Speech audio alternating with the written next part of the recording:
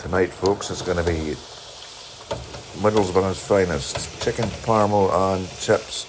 The chips are blanching away nicely here, just in a few minutes until they're soft at 140 degrees.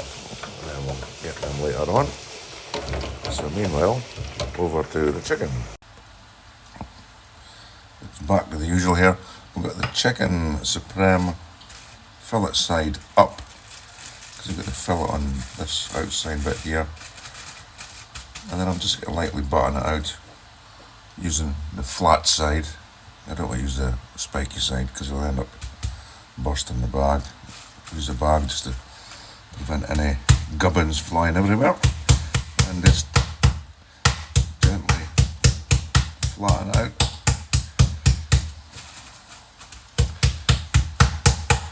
These are actually grade A chicken supremes because they come with a fillet and they're a decent size, and one of these makes for a good portion. So there we go. That's that flattened it nicely, like so, ready to get crumbed. Right, for the second bit of the old Parmos, into breadcrumb mix, same mix as before, roughly 200 grams of the southern fried breadcrumbs or normal breadcrumbs, it doesn't matter, 200 grams of flour, and I've added some tarragon and mixed herbs and salt and pepper and a big pinch of sugar. So we'll just do this twice, and the crumbs. Give it a good coating. And into the egg wash. Into here. One egg, good splash of milk. As you can see, it's quite a rich egg wash. And then back into the flour mix.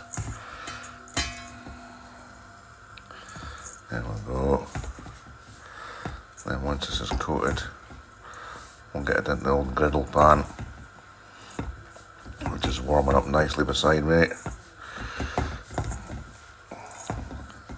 Griddle pan's got a good splash of oil in it on a medium heat, and then we will just cook these for roughly 4 to 5 minutes on each side. There we go, into the oil, and that's it. So we'll cook that for 4 to 5 minutes on each side until they're done, and then we'll come back to the next bit. Right, for the next part of the Parmo, we have got to make some bechamel sauce, and that will go on top of that lovely fried chicken there. And then once the bechamel sauce is on, then you can put on any topping you want. Like Herondor, she's requested some mushrooms on hers tonight, and I think I'll have some jalapenos in mine. But anyway, meanwhile, back to the bechamel. So it's equal quantities of flour and butter. So I'm just doing a little 30 gram roux here, 30 grams of each. And then I'll just let that cook out for a few minutes. And you must never let it go brown, or else you'll knacker it up. So that's gently cooking out. But back in the old days, I used to have to warm the milk up in a pan first, but I'm actually cheating because there's a good cheat way to do it. Because what they used to do years ago was heat the milk up to simmer it, believe it or not, with a studded onion, and it was like half an onion with cloves in it. But not everybody likes the taste of the onion and cloves, so we'll just keep it simple. So then I just add the milk in, and we'll just add a drop at a time, and then just let that heat up. And then what I'll do is Once that's heated up, I'll just keep on mixing it in until I get it's starting to come up now to where I want it to be. So each time that you've added the milk, you just let it cook a little bit more, like that, so the milk's disappeared, and at the same time as you're mixing it, you're actually knocking out the lumps that's in it. Then I'll add some more milk, again, a little bit of milk at a time, and then we'll just keep going like that up until I get the sauce consistency that I need, which has got to be quite thick so it sits on top of this lovely chicken. But we'll show you that as we go along. So now you see as we go along, the sauce is starting to take shape now with each addition of the milk. Just slowly, gradually add it.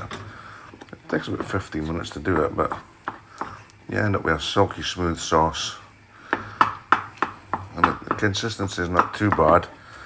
Just a little touch more milk, I think, because I need it to be quite thick so that it sits on the chicken.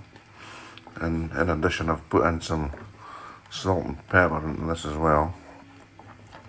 So now we're looking